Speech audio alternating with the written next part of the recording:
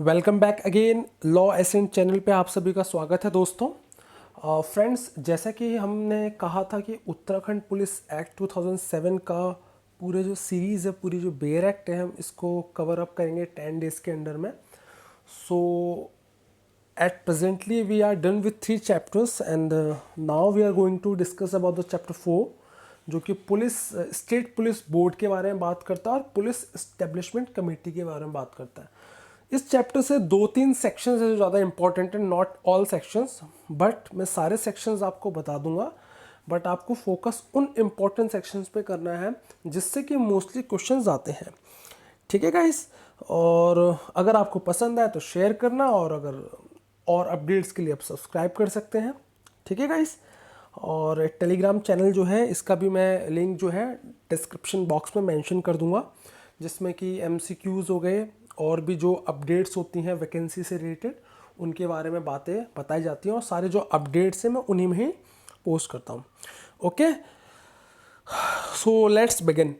देखिए, सेक्शन 29 सबसे इम्पॉर्टेंट है और इससे क्वेश्चन सबसे ज़्यादा आते भी हैं। ये हमारा बेसिकली कहता है कि स्टेट पुलिस बोर्ड का गठन किस सेक्शन में हुआ है। तो पेपर में सवाल आएगा, तो जब पेपर में इस तरह का सवाल आएगा तो आप रिमेंबर रखना कि section 29 that is state police board के बारे में बात करता है। तो स्टेट पुलिस बोर्ड का गठन करने की जिम्मेदारी किसके पास है?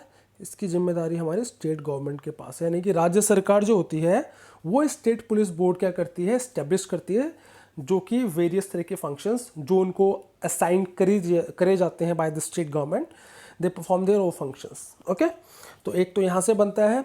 उसके बाद हमारा जो बनता है वो है सेक्शन 30 से भी सवाल बनता है, कंपोजिशन ऑफ द बोर्ड, यानी कि जो स्टेट पुलिस बोर्ड जो है तो उसमें बेसिकली कौन कौन मेंबर्स होते हैं, कौन कौन उसके मेंबर होते हैं, कौन उसका चेयरमैन होता है, ये सारी जो चीज़ें हैं ये हमारी सेक्शन 13 में दी होती हैं। तो हम बात करते हैं इसके ऊपर भी।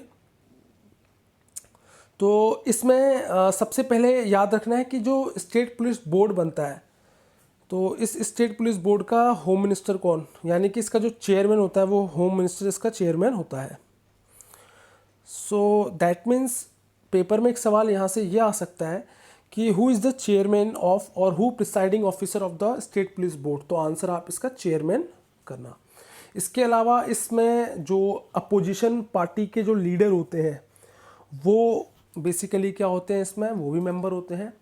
और अगर मान लीजिए कि असेंबली में कोई पार्टी ऐसी है जिसको कि अपोजिशन का दर्जा नहीं मिला होता है, जनरली क्या होता है कि अपोजिशन का दर्जा के लिए जो भी टोटल स्ट्रेंथ होती है जिस राज्य की, जो भी असेंबली होती है, उसका 1/10 मिनिमम अगर वो सिक्योर करती है तो उसको हम क्या कहते हैं, उस पार्टी को दर्जा दे दिया जाता है। सपोज़ मान लो कि अगर 100 सीट है हमारे पास, तो अपोजिशन के लिए मिनिमम 1/10 यानी कि 10 सीटें जो भी पार्टी लाएगी उसको अपोजिशन का दर्जा दे दिया जाता है।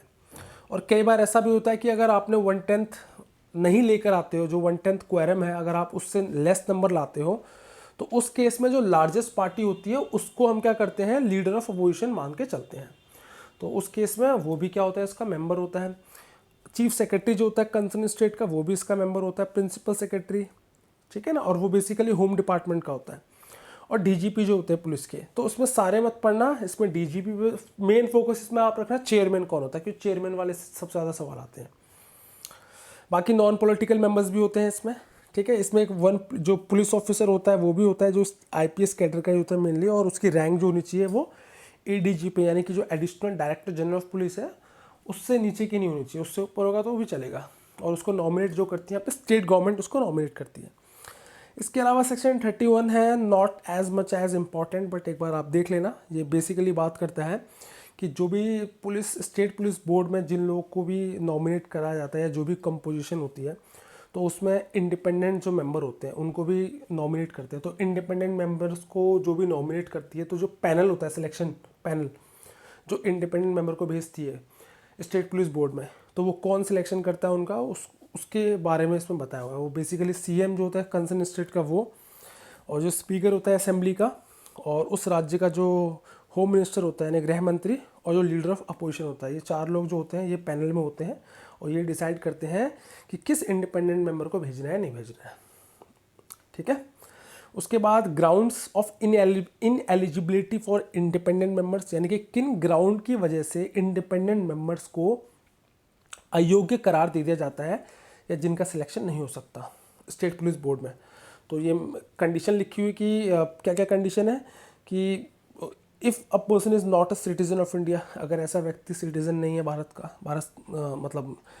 भारत राज्य का, राज्य की तो खैर सिटीजनशिप नहीं होती है हमारे यहाँ पे, देश की सिटीजनशिप होती है। तो ऐसा कोई व्यक्ति जो कि भारत का नागरिक नहीं है, या वो किसी कोर्ट द्वारा कन्विक्ट हो चुका है या उसके अगेंस्ट चार्ज फ्रेम हो चुके हैं, ठीक है, या ऐसा व्यक्ति जिसको कि नौकरी से निकाल दिया गया है, सर्विस से निकाल दिया गया है, कंपलसरी फोर्सफुली उसको रिटायर कर दिया गया है क्योंकि उसके ऊपर करप्शन के चार्जेस थे या उस पर मिसकंडक्ट करा होगा उस व्यक्ति ने,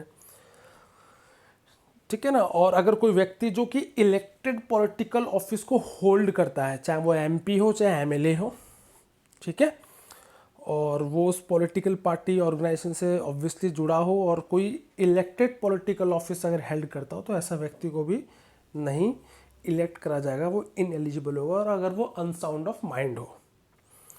terms and privileges of independent members not so as much important, मतलब उनको क्या प्रिविलेजेस मिलती है, क्या क्या उनको अलाउंस मिलता है, ये सारी चीज़ें बताई गई हैं, ठीक है। रिमूवल ऑफ इंडिपेंडेंट मेंबर्स, एक बार सेक्शन जरूर पढ़ लेना, ये सेक्शन पूछ लिया जाता है कि सेक्शन 34, बाकी इतना इन डेप्थ में नहीं पूछता इसमें। एक बार आप देख लेना कि अगर क्या ग्राउंड्स है, वो ऑब्वियसली वही है कि अगर इनकॉम्पिटेंस से बंदा मिसबिहेवियर प्रूव हो जाता है, ठीक है ना, और मीटिंग्स जो होती है कॉन्जिक्यूटिव मीटिंग होती है, और अगर कॉन्जिक्यूटिव 3 मीटिंग में वो अटेंड नहीं करता है, फेल हो जाता है without giving any satisfactory reason, तो ऐसे केस में वो व्यक्ति जो है उसको रिमूव कराया जा सकता है। या पर्सन फिजिकली और मेंटली क्या हो, इन्फर्म हो, ठीक है ना, नॉट साउंड ऑफ माइंड हो, या अपने ड्यूटीज़ को डिस्चार्ज नहीं कर पा रहा हो प्रॉपर तरीके से, या पैनल का ये मानना है कि इस व्यक्ति को नहीं रहना चाहिए, और कोई और भी ग्राउंड जो स्टेट गवर्नमेंट को लगता हो तो भी उसको हटाया सकता है। और ये सारे जो ग्राउंड्स होते हैं राइटिंग में स्टेट गवर्नमेंट मेंशन करती है। अब ये थोड़ा इंपॉर्टेंट है कि function of the state police board, section 35 most important, तो इस पर ज़्यादा फोकस करना आप। ये बताता है कि जो हमारा स्टेट पुलिस बोर्ड है उसके क्या क्या फंक्शंस होते हैं।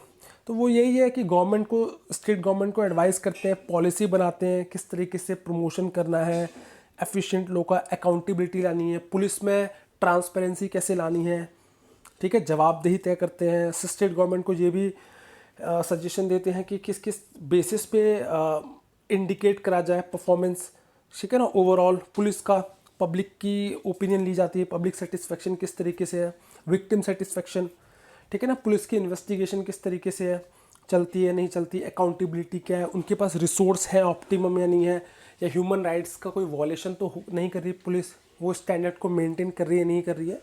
तो ये सारे ना इंडिकेटर्स है जिनके आधार पर भी क्या करती है जो पॉलिसी बनाती है स्टेट गवर्नमेंट, इन सारे इंडिकेटर्स को भी इंक्लूड करती है। तो ये भी फंक्शन है। इसके अलावा और भी सारे मेजर्स जो कि पुलिस फोर्स को क्या करे, पीरियोडिकली मतलब उसकी परफॉर्मेंस को इन्हेंस करे, ऐसी चीज़ों को भी आइडेंटिफाई करने का काम इसी स्टेट पुलिस बोर्ड का है। ओवरऑल कह सकते हो कि पुलिस ऑर्गेनाइजेशन को स्ट्रेंथन करना, उसको पावरफुल बनाना, उसको मोर कह सकते हैं जो कि पब्लिक है, आम जनता, उसमें एक विश्वास लाना, ठीक है ना, मतलब जो आम जनता है वो पुलिस को एज ए फ्रेंड समझे। और भी गाइडलाइंस कैसे इंफॉर्मेशन को कंडक्ट करना है, पुलिस से रिलेटेड जो और भी वर्क है जो हमें चाहिए, एफिशिएंसी और अकाउंटेबिलिटी के ऊपर ज़्यादा जोर दिया जाता है। तो ये सारे हमारे इनके क्या होते हैं, फंक्शंस होते हैं। Expenses of state police board, ये एक बार देख लेना है, not as much as important, ज़्यादा इंपॉर्टेंट नहीं है। Section 37 annual report of the state police board, ये भी नहीं है, ऑल्दो स्टेट गवर्नमेंट के पास में क्या होती है, ये रिपोर्ट दी जाती है जिसके ऊपर देखा जाता है कि पुलिस की परफॉर्मेंस क्या है क्या नहीं है। पुलिस एस्टेब्लिशमेंट कमेटी, ये इंपॉर्टेंट है। स्टेट गवर्नमेंट क्या करती है, एक पुलिस एस्टेब्लिशमेंट कमेटी को क्या करती है, कॉन्स्टिट्यूट करती है, और इसका चेयरपर्सन कौन होता है, डीजीपी, यानी कि उस पुलिस का जो डायरेक्टर जनरल ऑफ पुलिस होता है वो इसको क्या एज ए चेयरपर्सन होता है। तो यहाँ से सवाल आता है। और इसके अलावा 2 इंस्पेक्टर जनरल ऑफ पुलिस के रैंक के व्यक्ति या उससे ऊपर के जो व्यक्ति होते हैं वो भी क्या करते हैं, इसके मेंबर होते हैं। अब ये क्या क्या फंक्शन करती है, ये सिलेक्शन प्रमोशन किस तरीके से करना है, सबऑर्डिनेट रैंक, यानी कि सब इंस्पेक्टर रैंक की भर्ती, हेड कांस्टेबल, कांस्टेबल रैंक की भर्तियों की जो भी सिलेक्शन करना है, या उनका या कांस्टेबल से हेड कांस्टेबल, या ठीक है ना, हेड कांस्टेबल से एएसआई, एसआई, इनका जो प्रमोशन होता है ये सारे काम इसका है। ट्रांसफ़र करती है जो सबॉर्डिनेट ऑफिसर होते हैं एक रेंज से दूसरे रेंज में, ट्रांसफ़र करना जो डिप्टी सुपरिटेंडेंट ऑफ पुलिस होता है या एएसपी जो होता है, ठीक है, वो स्टेट गवर्नमेंट को रेकमेंड भी करती है with respect to additional superintendent of police, या उससे ऊपर के रैंक का व्यक्ति होता है उसके ट्रांसफ़र या पोस्टिंग के लिए। और भी गाइडलाइंस, यानी कि इसका मेन जो फंक्शन होता है वो बेसिकली ट्रांसफ़र से रिलेटेड होता है, प्रमोशन से रिलेटेड होता है। ये सारे फंक्शंस के मेल नहीं होते हैं। तो ये सेक्शन एक बार आप जरूर देखना। तो this is all about chapter 4। Chapter 4 is done. Now we left with 6 chapters, क्योंकि टोटल इसमें जो चैप्टर्स हैं वो 10 है। तो 4 चैप्टर्स हम कर चुके हैं। We remain with the 6 chapters. और हो सकता है कि आज इवनिंग या कल मैं एक और चैप्टर के ऊपर वीडियो अपलोड कर दूंगा। ओके गाइस, पसंद आए तो शेयर सब्सक्राइब जरूर करना और अपने कमेंट्स बताना, ठीक है। This is all, thank you so much.